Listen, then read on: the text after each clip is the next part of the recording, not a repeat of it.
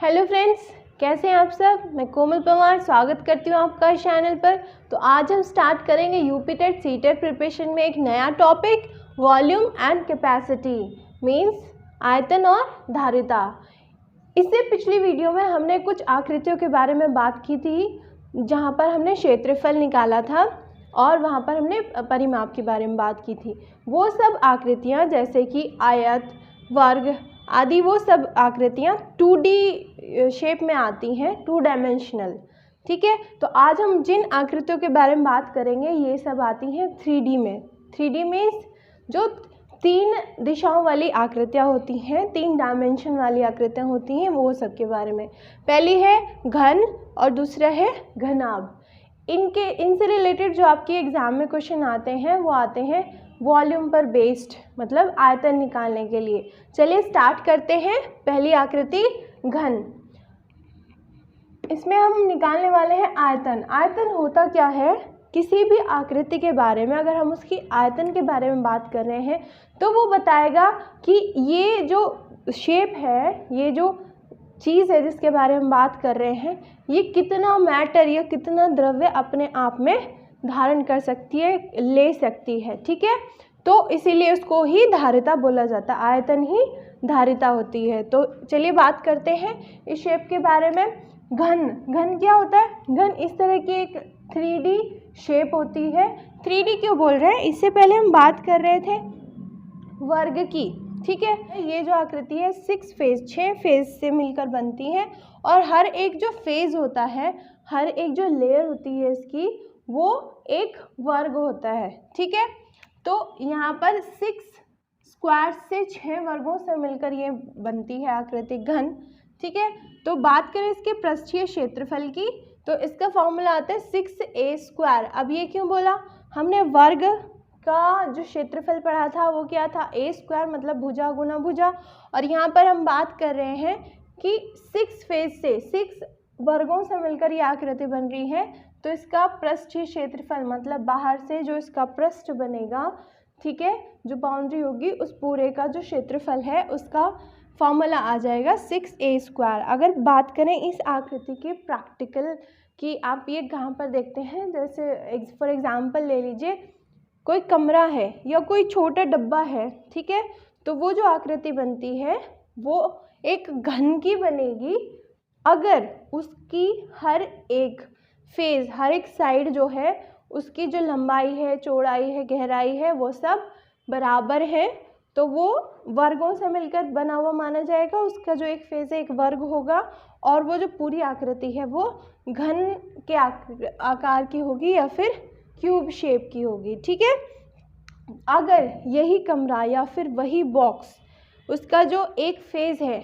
वो वर्ग के आकार का ना हो करके एक रेक्टेंगल या फिर आयत के आकार का हो, मतलब कि जो उसकी 3D 3 जो दिशाएं, 3 डायमेंशंस हैं, वो लंबाई, चौड़ाई और गहराई, ठीक है, वो अलग अलग हों, तो ये जो आकृति है वो कहलाती है घनाभ या फिर क्यूबॉइड। इसमें भी 6 फेजेस होते हैं। ठीक है, 6 पृष्ठ होते हैं और उसमें अलग अलग लंबाई, गहराई, चौड़ाई होती है। ठीक है, उनकी माप अलग होती है। और अगर बात करें इसके पृष्ठीय क्षेत्रफल की, पृष्ठीय क्षेत्रफल मतलब जो अलग अलग पृष्ठ है, जो सरफेसेस हैं उसकी अलग अलग, उनका अलग अलग क्षेत्रफल निकाल करके सबको जोड़ के जो 6 फेज हैं कितना आता है, तो फॉर्मूला क्या बनता है, 2 × LB + BH + HL, जहाँ पर जो L है वो इस घनाभ की ये लंबाई हो जाएगी। ठीक है, लंबाई, और जो B है वो इसकी चौड़ाई को बताएगी, यहाँ से लेकर के यहाँ तक चौड़ाई, और जो H है वो है इसकी गहराई या फिर ऊंचाई भी कह सकते हैं। ठीक है, बात करें इस, मान लीजिए रूम की बात कर लेते हैं, तो रूम ये अगर इसकी लंबाई, चौड़ाई और ऊंचाई अलग अलग है तो ये क्यूबॉइड घनाभ शेप का होगा। ठीक है, और यहाँ पर H जो है वो इसकी ऊंचाई बताएगा। ठीक है, अब बात करें आयतन की, तो आयतन घन के केस में आयतन का फॉर्मूला क्या होगा, वॉल्यूम का फॉर्मूला होगा a क्यूब, क्योंकि यहाँ पर जो तीनों डायमेंशंस हैं वो सेम है। अगर ये मान लीजिए a मान लेते हैं तो ये भी a होगा, ये भी a, इसकी सारी डायमेंशंस जो होंगी वो a ही होगी, क्योंकि ये वर्गाकार पृष्ठों से मिलकर बना है तो सारी भुजाएं बराबर होंगी, तो a ही होगा। और आयतन का जो फॉर्मूला बनेगा वो बनेगा a क्यूब, मतलब उस भुजा का हम क्या कर देंगे, 3 बार गुना कर देंगे, a क्यूब करेंगे तो हमें मिल जाएगा घन का आयतन। बात करें घनाभ के आयतन की, तो इसकी जो 3 डायमेंशंस हमें पता है, लंबाई, चौड़ाई और ऊंचाई, उन तीनों की आपस में गुणा कर देंगे तो हमें मिल जाएगा घनाभ का या फिर क्यूबॉइड का आयतन यानी वॉल्यूम। तो ये तो हुए घन और घनाभ के वॉल्यूम के यानी आयतन के फॉर्मूले और पृष्ठीय क्षेत्रफल के फॉर्मूले। अब हम इनसे रिलेटेड जो आपके एग्जाम में पहले क्वेश्चन आए हुए हैं वो ले लेते हैं, साथ ही फिर कुछ और 3D आकृतियों के बारे में बात करेंगे, उनके आयतन, उनके क्वेश्चंस के बारे में। अभी हम साथ ही के क्वेश्चंस ले लेते हैं कि किस तरह से आपके एग्जाम में क्वेश्चन आते हैं। तो देखिए ये हमारे पास क्वेश्चन है जिसमें दिया गया है 3, 4, 5 सेंटीमीटर भुजा वाले 3 घन एक धातु के बने हैं, इनको गलाकर एक नया घन तैयार किया जाता है, तो इस घन की भुजा क्या होगी। देखिए सबसे पहले क्वेश्चन को देख करके समझना है कि ये किस चीज़ से रिलेटेड क्वेश्चन है। तो जब भी इस तरीके के क्वेश्चन आते हैं जहाँ पर कुछ चीज़ को गला करके नई चीज़ तैयार की जा रही है, तो हमें ये समझना है कि ये जो क्वेश्चन है वो आयतन या फिर वॉल्यूम से रिलेटेड है। यहाँ पर हमें आयतन निकालना है। चलिए स्टार्ट करते हैं। यहाँ पर दिया गया है कि 3 घन है और तीनों घन की जो भुजा है, जो साइड है वो अलग अलग दी गई है, ठीक है। तो अब हमें करना क्या है, इसको गला करके एक नई चीज़ बनानी है, वो भी घनाकार, ठीक है। चलिए तो यहाँ पर हमें क्या करना है, तीनों का वॉल्यूम निकालेंगे, आयतन निकालेंगे और उसको हम जोड़ देंगे। और ये पता होना चाहिए जो हमें नया आयतन मिलेगा, तीनों को जोड़ करके जो मिलेगा वो इस नए घन का आयतन होगा, ठीक है। तो चलिए स्टार्ट करते हैं।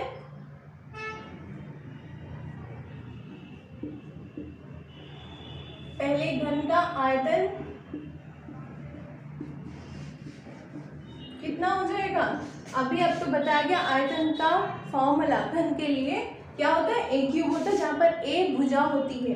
अब यहाँ पर भुजा की, पहले घन की भुजा की माप क्या दी गई है, क्या साइड की माप दी गई है, 3 सेंटीमीटर, तो 3 का क्यूब हो जाएगा यानी 3 गुना 3 गुना 3, तो ये 3 क्या हो गया 27 सेंटीमीटर। ये आपके पास आ गया है पहले घन का आयतन। इसी तरीके से दूसरे और तीसरे घन का हम जब आयतन निकालते हैं तो 4 क्यूब और 5 क्यूब आ जाता है। तो इनको सॉल्व करेंगे, 4 इंटू 4 इंटू 4, ये आपके पास आ जाएगा 64 सेंटीमीटर क्यूब। आयतन को लिखते हैं क्यूब की फॉर्म में, तो यहाँ पर 5 इंटू 5 इंटू 5 हो जाएगा, तो आ जाएगा आपके पास 125 सेंटीमीटर क्यूब, ठीक है। तो हमने तीनों का अलग अलग आयतन निकाल लिया है। अब हम क्या निकालेंगे, तीनों को जोड़ देंगे, ठीक है। वो क्या होगा, नए घन का आयतन होगा। जब हम जोड़ के जो हमें मिलेगा वो नए घन का आयतन होगा। तो क्या होगा, तीनों को जोड़ना है हमने, 27 + 64 + 125, जोड़िए,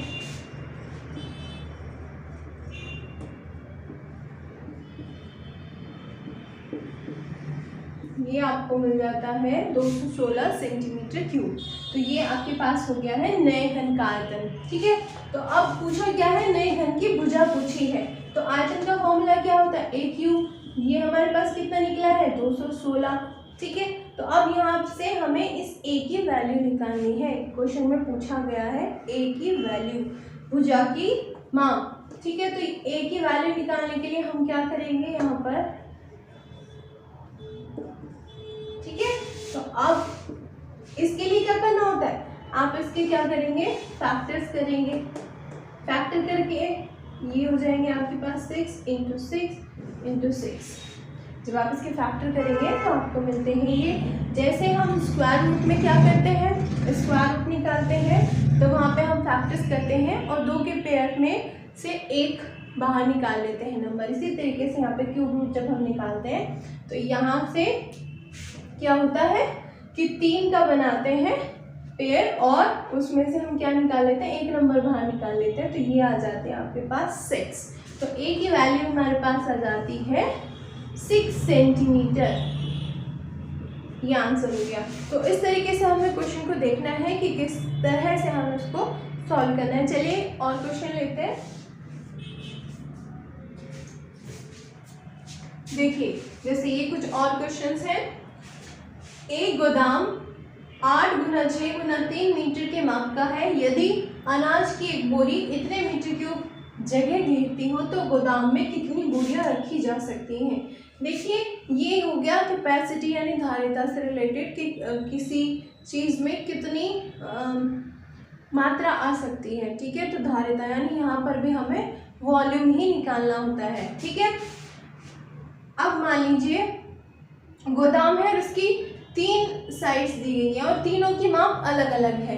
तो यहाँ पर तीनों की माप जब अलग अलग है तो हमें ये पता चल गया है कि ये कौन से शेप का बनता है। ये घन नहीं है, ये घनाभ है। घन होगा तो वहाँ पर केवल एक माप आपको दी गई होगी क्योंकि सारी भुजाएं उसकी बराबर होंगी। लेकिन यहाँ पर 3 अलग अलग दी गई हैं तो ये घनाभ यानी क्यूबॉइड के शेप का है। ठीक है, तो यहाँ पर हम जब इसका वॉल्यूम निकालेंगे तो हमें क्यूबॉइड के वॉल्यूम का यानी घनाभ के आयतन का फॉर्मूला लगाना है। तो गोदाम का आयतन, घनाभ के आयतन का क्या फॉर्मूला होता है, L × B × H, यानी जो तीनों हमें माप दी हुई है उन तीनों की हम गुणा कर देंगे। तो 8 × 6 × 3 ये हो जाएगा इस गोदाम का आयतन। ठीक है, अब अनाज की एक बोरी इतनी जगह घेरती है यानी टोटल जगह तो है इतनी। उस ये जो आयतन है ये बताता है कि उस गोदाम में टोटल जितनी भरी जा सकती है वो जगह कितनी है, वो उसका आयतन बताएगा, इतनी है। अब एक बोरी जो है वो इतनी जगह ले रही है तो कितनी हम रख सकते हैं, तो सिंपल हम जितनी टोटल है उसमें से उसको इससे डिवाइड कर देंगे तो हमें बोरियों की संख्या मिल जाएगी। तो यहाँ पर अगर बोरियों की संख्या हमें यहाँ निकालनी है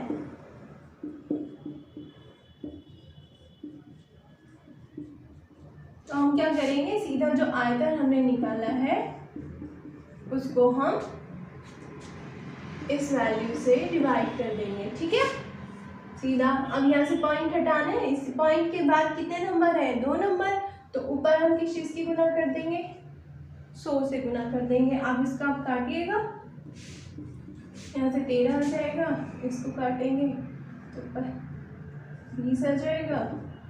ठीक है, तो अब इसको आप सॉल्व करते हैं तो जब आप इसको सॉल्व करोगे तो आपको मिलेगा 2 2 1। ठीक है, यहाँ पे मल्टीप्लाई करेंगे और 13 से डिवाइड करेंगे तो हमें मिलता है ये नंबर। तो ये होगा इसका आंसर कि इतनी बोरियां उस गोदाम में रखी जा सकती हैं। तो इस टाइप के क्वेश्चन में भी हमें क्या निकालना है, वॉल्यूम यानी आयतन निकालना है। अब नेक्स्ट बात करेंगे, 6 सेंटीमीटर भुजा वाले घन को कुछ छोटे घनों में काटा गया है। अब देखिए इससे पहले जो हमने भी क्वेश्चन किया वहाँ पर क्या था कि छोटे छोटे घनों को मिला करके एक बड़ा घन बनाया गया था। अब जस्ट उसका उल्टा है, अब एक बड़े घन को छोटे घनों में काटा गया है। तो भी हमें क्या करना है, आयतन ही निकालना है। घनों में काटा गया है जिनमें प्रत्येक की भुजा दी गई है, जो काटे गए हैं, छोटे बने हैं, उनकी भुजा दी गई है। ऐसे घनों की कुल संख्या, मतलब कि बड़े घन को कितने छोटे घनों में काटा जा सकता है जिनमें से प्रत्येक की भुजा जो होगी 2 सेंटीमीटर होगी। तो हम क्या करेंगे, 6 सेंटीमीटर भुजा यानी पहले तो हम बड़े घन का आयतन निकाल लेंगे। ये कितना होगा, बड़े घन का जो आयतन आएगा वो 6 का क्यूब आएगा। ठीक है, क्योंकि उसकी भुजा 6 है। और छोटे घन का आयतन कितना आएगा,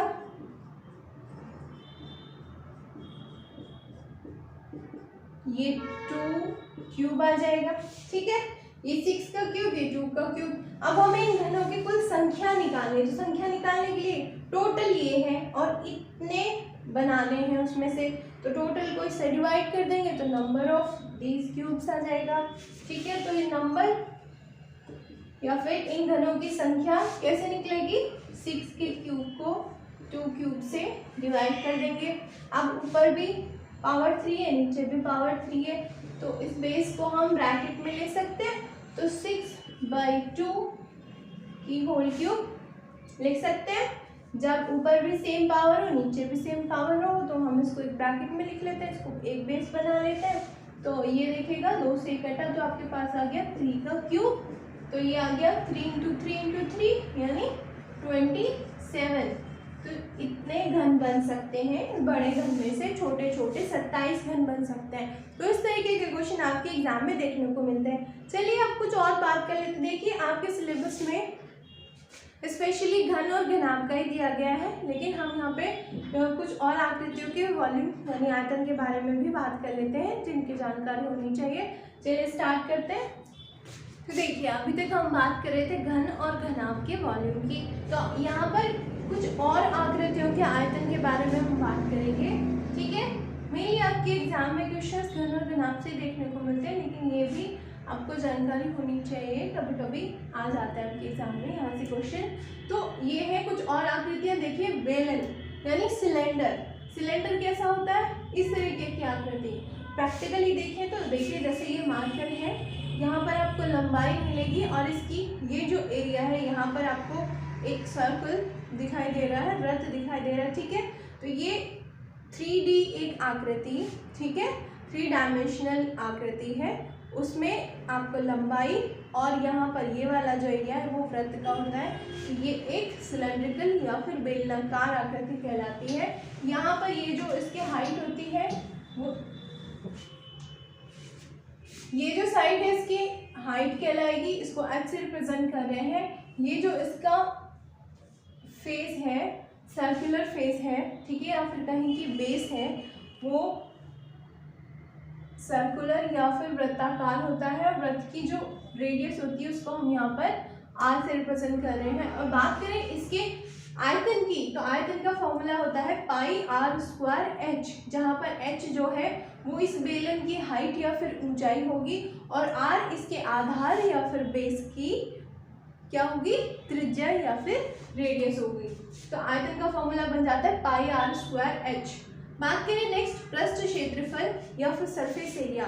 सरफेस मतलब कि इसमें कितने सरफेस बनते हैं, एक तो बाहर वाला जो ये वक्राकार सरफेस होगा ये, और एक जो 2 बेस होंगे दोनों साइड जो कि सर्कुलर बेस होंगे उनका सरफेस बनेगा, और एक ये इन सभी फेसेस को जोड़ करके, सरफेस को जोड़ करके जो एरिया होता है उसको पृष्ठ क्षेत्रफल या सरफेस एरिया बोलते हैं, टोटल सरफेस एरिया। और उसका फॉर्मूला आपके पास बनता है 2πr+h। ठीक है, तो ये फार्मूले आपको याद रखने हैं एग्जाम के लिए। चलिए जो हमारी अगली आकृति है वो है गोला या फिर स्फेयर बोलते हैं। देखिए 2D में हम जिसको सर्कल बोलते हैं, अगर हम बात करें उसी आकृति की 3D में यानी प्रैक्टिकली जो आप देखते हो, जैसे कि एक बॉल हो गई, ठीक है, वो 3D में होती है और उसको क्या बोला जाता है, गोला यानी स्फेयर, उस आकृति को। ठीक है, तो वहाँ पर हम बात करें उसके आयतन की, तो आयतन उसका होता है 4/3 πr³, जहाँ पर r क्या होगा, उसकी केंद्र से लेकर के परिधि तक की दूरी यानी उसकी त्रिज्या होगी 4/3 πr³।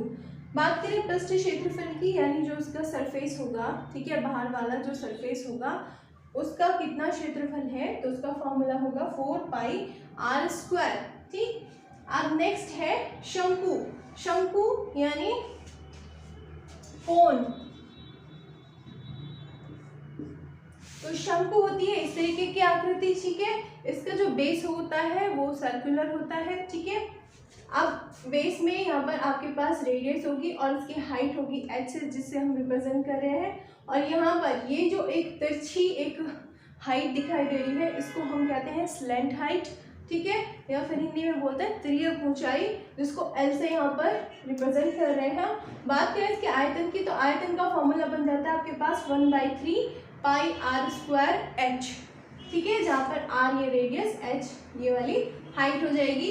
और इसके पृष्ठ क्षेत्रफल की बात करें तो उसका फॉर्मूला बनेगा पाई आर प्लस एल, जहाँ पर आर ये रेडियस है और एल ये स्लेंट हाइट है। ठीक है, तो ये कुछ इंपॉर्टेंट फॉर्मूले हैं आयतन से रिलेटेड जो कि इम्पॉर्टेंट है आपके एग्जाम के लिए। I hope this all will be very helpful in your preparation. Do like, subscribe and share this channel. Thank you.